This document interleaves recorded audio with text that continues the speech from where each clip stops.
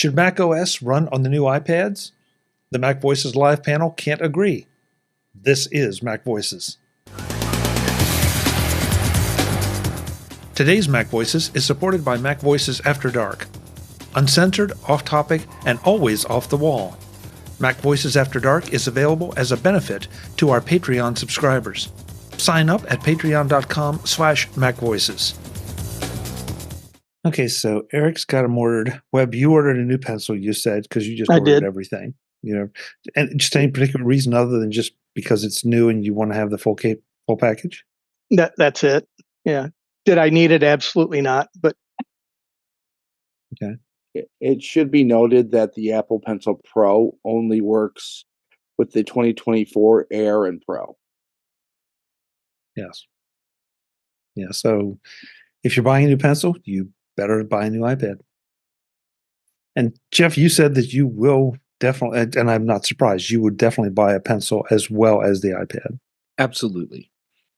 And yeah, I use my Apple Pencil a lot, so I would be foolish to get the iPad and not get a pencil to go with it. So comically, it's sort of only Apple would sell a new pencil that requires, $1,500 or more of accessories in order to use it. I understand your point, Mark, but at the same time, I wonder if the M4 is what's making the capabilities of the Apple Pencil possible. The new capability. No, it is not. No, I don't think so. I agree with Jeff. Jeff. Because the iPad Air has an M2 processor, and what's really driving the need to change the Apple Pencil compatibility chart in this case is moving the FaceTime camera to the side, which means they have to move where the actual charge element sits in the pencil, so they have to shift it off to the side. Yeah. And if you look at the camera in the new iPads, it's actually slightly off center compared to previous iPads. To basically make room for that charging element. Okay, I didn't realize they did that. So they shifted a little bit for the charging element, and then shift the charging element a little bit for the camera, and compromise. That's the basis for a great relationship. Mm-hmm. I hadn't even thought about engineering. That's engineering. Yeah, I hadn't even thought about the fact that the charging element had to be moved in order to accommodate the camera. So that's a really good catch. Huh. Interesting. Jim, you're awfully quiet. I know you're the guy you and Ben are the two that want Mac OS on an iPad so you can replace your laptops, which I still don't understand, but be that as it may. Are you at all tempted by this, especially with the new keyboard that, from all the reports I read, sound like it's even more Mac-like than before? Tim said this was the biggest day for the iPad since the iPad was first introduced. And I think that's probably true. Mm-hmm. And that says something sad about the history of the iPad. So what makes it the biggest? Not that, well, yeah, I'm not 100% sure about, maybe when the second generation iPad Pro came out, that was pretty big. And when it had, added Face ID and that might have, maybe Tim's wrong. I'm not, lots of great stuff, new processor, faster, yay, who cares? Brighter screen, that's neat, I guess. More RAM, pencil, that looks neat. I mean, if you're a Procreate user, run, don't walk, right? And maybe I'll wind up buying one of these. I've got a 2018 iPad Pro that I use every day. And my only complaint about it is that the USB-C port doesn't work. So I have to charge it with by putting it on the Magic Keyboard. So, which is kind of a pain. So, I was kind of looking at like, maybe it's time, and maybe, but I'm not rushing out.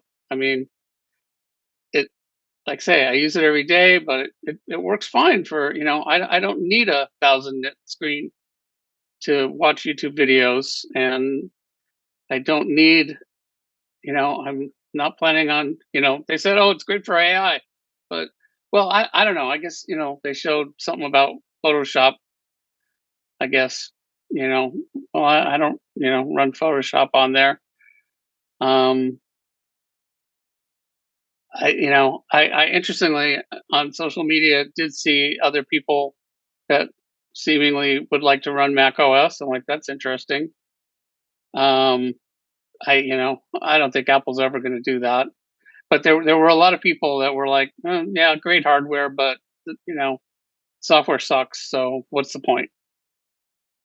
And I think that's kind of, yeah, it's a big iPhone. Why do I need a $3,000 big iPhone? Well, obviously you don't. I mean, you're not in the use case for it, but there's a lot of other people that, for whom it would be, like you said, if you use Procreate, as well as I can see a lot of video and other things, that would be very attractive. But well, I think a lot of people in the video world, they're using laptops. I don't think they're going to dump their MacBook Pro and start using an iPad. I'm not saying that. And with Procreate, there's a very unique proposition, which is the pencil. You can't get that with a Mac. So, that opens up a whole, really cool aspect of things that you can't do on any other platform. But, most of the other stuff, I guess also for me, kind of the other thing was like, I have been thinking about getting an M3 MacBook Pro. And now I'm like, well, gosh, maybe I should wait. It doesn't have the latest processor anymore. There you go. Absolutely. You wait 6 or 12, 9 months. they may have talked me out of buying a laptop in the near future. So first of all, Paul in the chat room is asking if the screen size really is 13.0 as opposed to the 12.9 M1 of previous generations. And Ben, you're saying that it actually is 0.1 inch bigger? Yes and no. The iPad Airs have the exact same panel size as the previous Air and 12.9 inch Pro.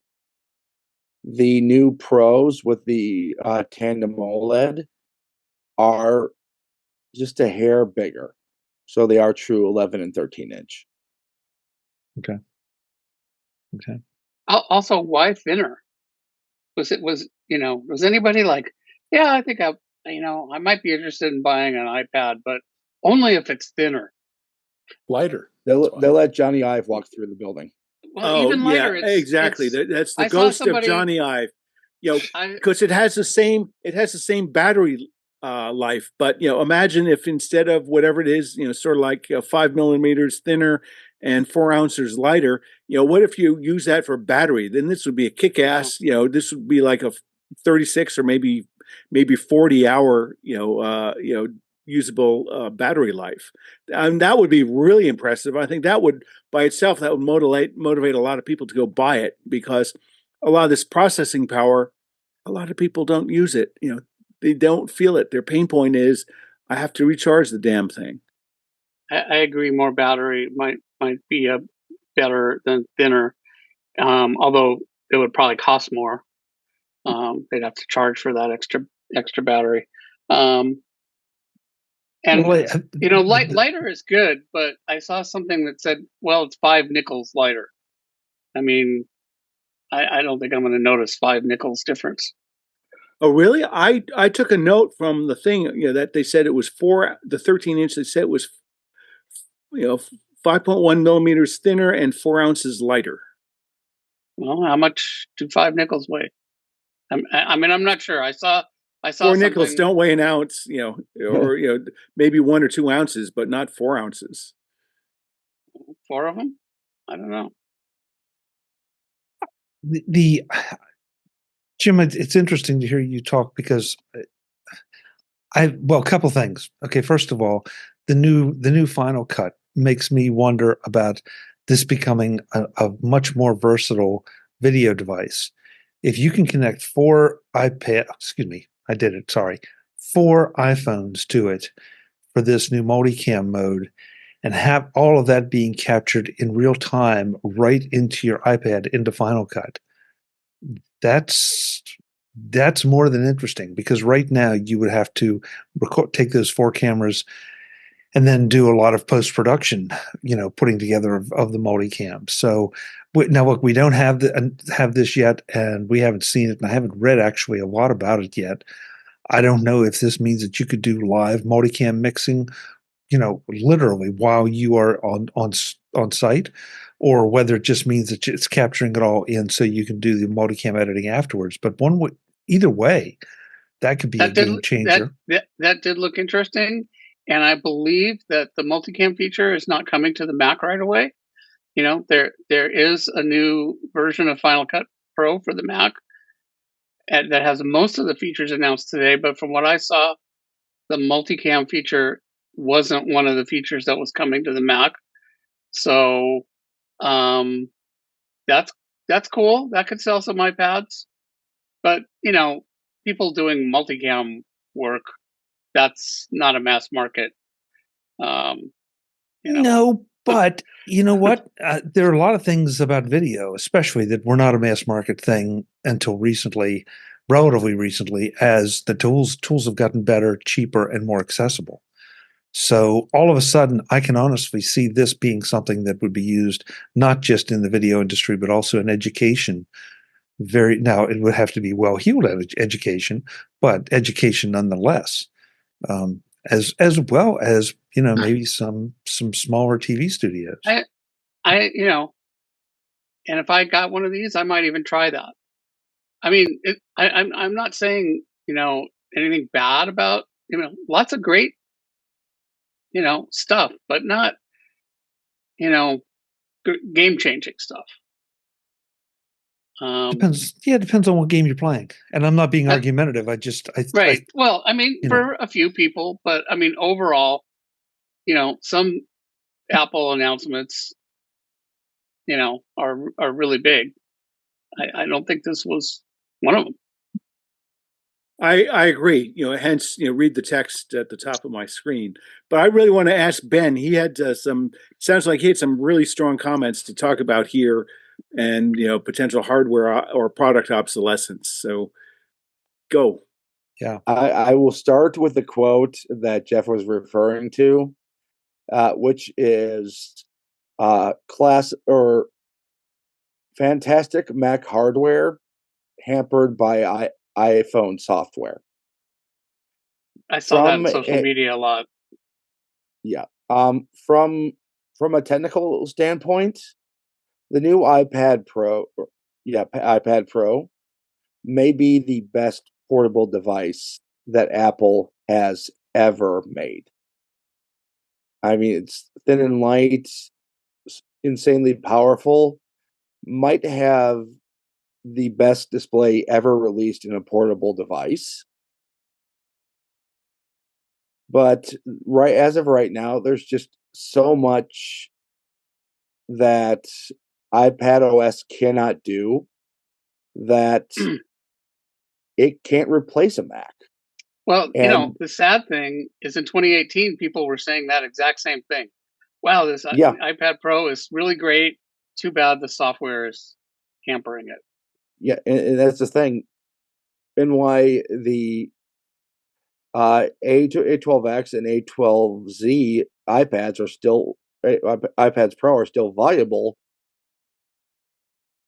You don't use that much power on an iPad. And I have to say, if you were to get Mac-like functionality or macOS running on one of these, it would probably be replacing my 14-inch MacBook Pro. it's honestly, to me, it's disheartening to see an engineering masterpiece. I mean, it's kind of like taking a Corvette just to go on milk runs. Oh, okay. So Ben, you'll be happy to know that Wayne in the chat room agrees with you. Yes. So that's good, and it sounds like Jim does too. I'm going to beat my drum and just say that these two devices, there's quite a bit of overlap. I just don't see them one as replacing the other. I mean, the Macs don't have cellular connectivity. They don't have gyroscopes in them. They don't have a lot of the things that the iPads do. Mm-hmm. The iPads. You're just making Ben's argument. No, you didn't let me finish. Mac. I'd love to have a Mac with cellular. Right, but the iPads, have a touch interface. They tend to work really well with one, maybe two apps running, as opposed to the conglomeration that many of us run. I won't speak for everybody. They're two different devices, and so I respect what Ben's saying, but I'm not sure I can go with it. Chuck, we've got a device, 13-inch screen, M4 processor, 16 gigabytes of RAM, a keyboard, and a touch pad. Why should that not run Mac OS software as good as a 13-inch MacBook Air? Because it is a different device. It's a different. It's I just described a Mac. Yeah, I know you did. But it's just a question of whether the software is allowed to boot. That's it. It's a policy decision that Apple has made. It's not a technical decision. Yeah, I mean, it could be the best of iPhone and Mac instead of kind of a compromise between the two. Okay. Anybody else want in on this, Dave? Yeah, I don't know. I mean, I've done presentations in the past, making the thing of the iPad is something that could be your full-time computer. I just Mac OS and iPadOS, to me, should stay the way it is for now. I think iPadOS needs to evolve more. I know everybody here I know Ben especially wants Mac OS features in iPadOS. I could see that coming at some point, but I know Apple's been very slow at it, and maybe they want to keep the devices separate. I mean, it's hard to say. At their track record right now, yeah, it just seems that way. But they want you to buy both devices. No, there's no question about that. But I'll be interested in seeing at DubDub for next month where is iPadOS 18 going to be? Is there going to be some features that really, especially with AI on the horizon here, is it going to be something that is going to be a device that is going to have a lot of Mac OS type attributes? But it really is hard to say, in my opinion. I don't think Ben is either. I'm not arguing that they should discontinue iPadOS. Oh, I know. Like one button switch. Yeah. Or yeah. Oh boy. So Ben, the other thing though, iOS is a different operating system than macOS. I know there's some code, and where I'm going with this is security. And the fact that we still have a lot of customization options for the Mac that Apple does not allow on the iPad. That makes the iPad ideal for certain users and certain situations that we would, I think Jim would agree. I think everybody would agree with me here that we have utilities running on our Macs right now that have not been moved over to the iPad because Apple won't allow the implementation of it. So if you drop Mac OS into an iPad, that's great, but you fundamentally changed the whole experience. And that includes some of the back-end security and some of the benefits of a more modern operating system. So may I sorry, Jim, go, and I have a comment after that. Okay. I think that's depends on how it's implemented, Chuck. One way you could do it would be like boot into Mac OS, boot into, iOS, like Boot Camp used to work. I can't even imagine Apple would do that. And I'm not sure that's what I want anyway. I mean, some people might want that, but, I think what would make me happy would be something more like a VMware approach where, so the system doesn't have to be, it could be booted into iPadOS all the time, but then I can open up, Mac apps. It doesn't mean that the Mac apps, the way the software world works these days, that doesn't, the security is all built into the hardware and enabled with the software. So, just like if you can run two versions of Mac OS on a Mac right now, right? You can have a guest VM and the native system, and the guest VM cannot poke through and actually get at the hardware and actually do things.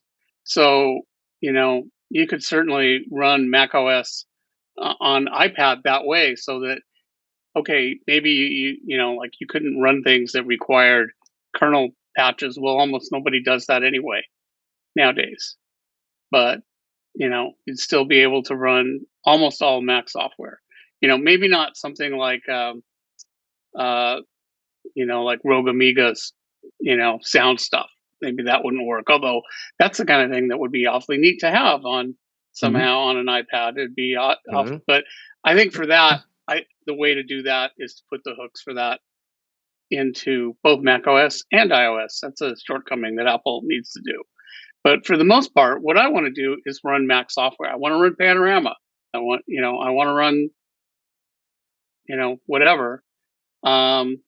Just the same way that, like, on the Mac, I can open up iPhone and iPad apps.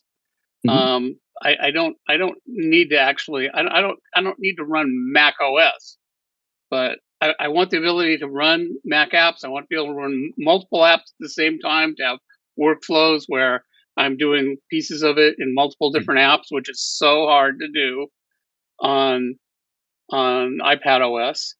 In fact, I'd love to be able to do that. And, since iPadOS and macOS share the same file system, they both run on APFS. So, this could solve the problem.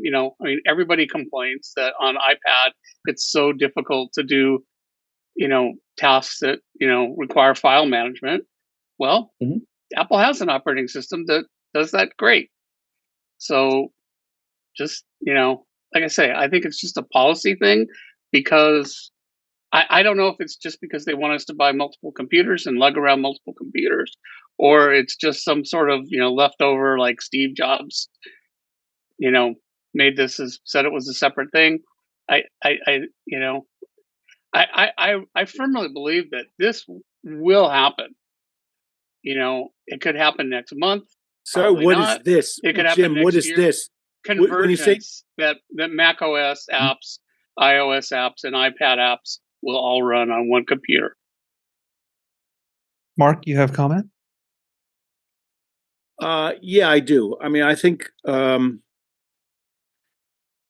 listen to Jim and others.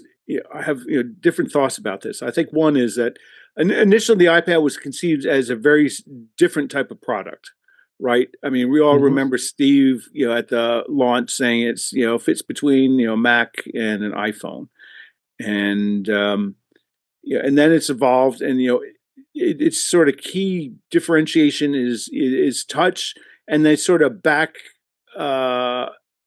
added keyboard and ability to use a mouse. So they're integrating sort of the common, from my point of view, thinking about this, they're back integrating sort of the common interface technologies that people have from Macs and other computers, but still fundamentally it has a screen and you can interact with it using the screen, even with a virtual keyboard. So when I hear a lot of people here say that, oh, they really wish it would run Mac OS, my general interpretation is what they really mean is, they wish they had the ability to run some sort of device that used Mac OS that you could interact with it using a screen, where you could touch and draw and sketch and handwrite and et cetera, et cetera, et cetera. So I see two heads shaking no. So I'll pause what I'm saying just to understand for a point of clarity. Jim and Ben, what is it? Boil it down, 50 words or less. What Honestly, does it I mean found to you to say that you want, sort of, the iPad to become more Mac-like? I mean, the iPad, the iOS interface works way better for touch. The Mac interface works way better for pro apps and landscape. So what is it you want? What's missing in your magical, imagination future device? I want to carry one device for all the kinds of tasks that I need to do. That doesn't mean that I need tasks that are currently done on Mac OS to suddenly be touch. Mm-hmm. I want to do the same tasks that I'm doing on my Mac. So now when I go on a trip, I generally carry my MacBook and I carry my iPad. So help me understand. And I don't use them at the same time. I put one in front of me, I do some stuff, then I put the other one in front of me. So help me understand when you say one device, that's too high level. You boil it down. What sort of functionality do you want to see added to the iPad so it could become this mythical new one device? I want it to run device? Mac OS. No, but Jim, that's not good enough.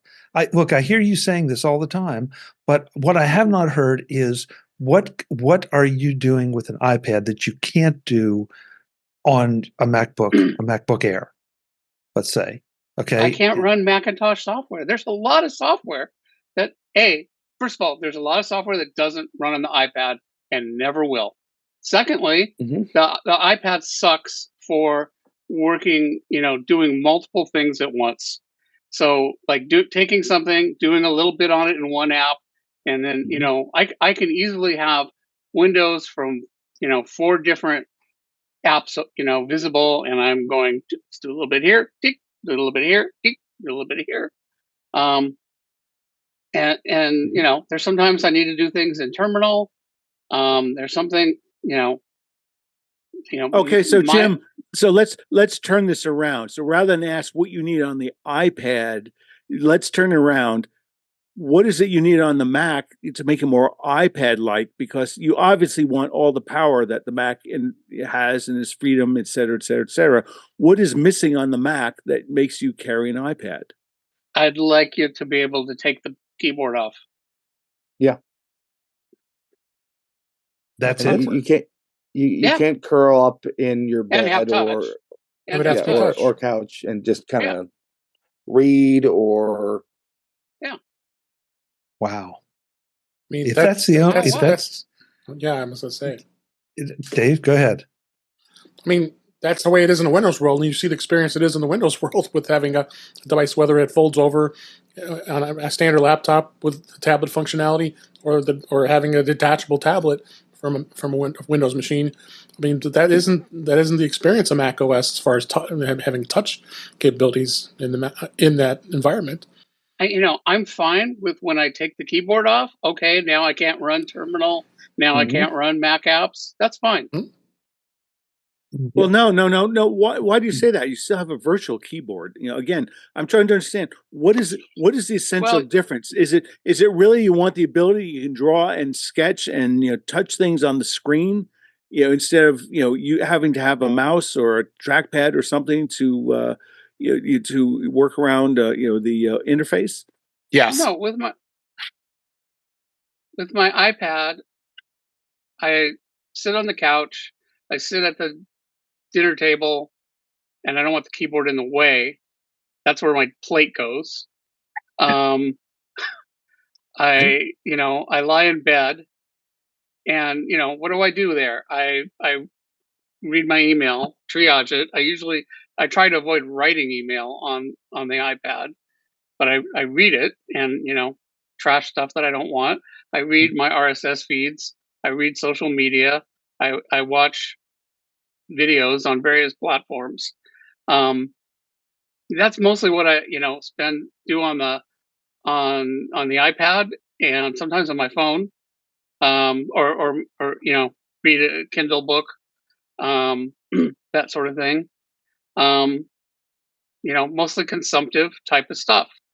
But but the form factor works great because the keyboard would get in my way in all those situations. So Jim, again, the reason I use Magical is trying to distill to understand, sort of the essential, what is the functionality that you want that, you would add to an iPad or you would add to a Mac. And I have some idea, but I don't think we have it yet. Do you know have you ever used a VNC client? Yes. Okay. So have you ever gone from an iPad and VNC'd into a Mac? Have you ever done that? I have, but okay. I have, but I mean, my choice of VNC clients or things seem to suck. But anyway, keep going. Okay. So what the VNC client, it's basically a slave of the screen. It's a slave to the screen to this other computer, right? So all I'm suggesting is that same exact interface, except instead of it being a separate computer, the virtual machine hooks to a virtual machine on the same device that I'm using. That's it.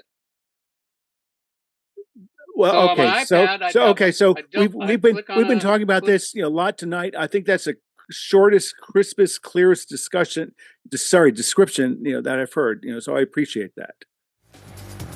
Visit MacVoices.com for show notes and to connect with Chuck on social media. Get involved in our Facebook group or like our Facebook page, and get more out of your Apple tech with MacVoices Magazine, free on Flipboard and on the web. And if you find value in it all, consider supporting us through either our Patreon campaign at patreon.com/MacVoices, or by making a one-time donation via the PayPal link on our front page and in the show notes of each episode. You will join these fine people who help bring you Mac Voices.